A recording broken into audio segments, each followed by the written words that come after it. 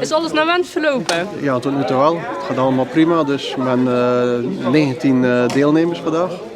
En er is een meisje meegekomen uit Oosburg, Anne. Die is 10 jaar en die is 2 jaar geleden behandeld tegen kanker. Dus. En die fietst ook mee. Dus dat vind ik wel heel knap. Oké. Ja. En hoe is de sfeer in de groep? Ja, heel goed. Iedereen heeft er zin in. Het is goed weer. En er zit niet veel wind. Het is echt een beetje fris, maar ja, we zien het allemaal wel zitten. We gaan ervoor dus. Oké. Ja.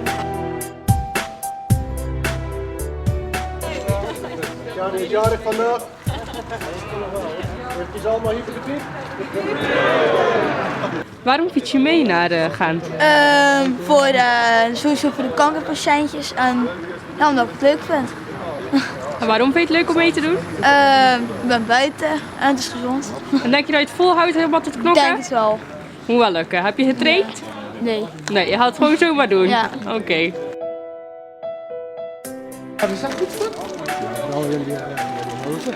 Voor jullie help.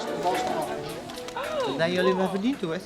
Ben je er klaar voor? Ja hoor, helemaal. Heb je getraind? Nee, dat niet. Je hebt er wel een speciale fiets voor meegenomen, Ja, zie je? ik heb een tandem meegenomen. En is dat om een speciale reden? Ja, de voorste trapt en ik kan hem uitrusten onderweg. Oké. En waarom doe je mee? Ja, voor Kika. We hebben geld ingezameld, daarna ging ik fietsen. En ging het goed om geld in te zamelen? Ja, heel erg. En je hebt sponsors uit de buurt? Of, Vrienden, kennissen, ja hoor. Van Facebook.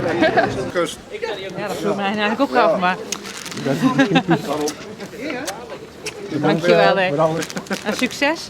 Jij bent net genezen van kanker. Vind je het goed dat deze actie wordt gehouden? Ja, ik vind het heel goed. En waarom vind je het goed? Er wordt geld opgehaald gewoon voor iemand die kanker heeft gehad. En heb je zelf ook in het UZ in Gent gelegen? Ja, En vind je het goed dat ze daar ook spulletjes voor inzamelen, zeg maar? ja, ik vind het heel goed. En gaat het lukken om mee te fietsen? Ik ga het gewoon goed proberen.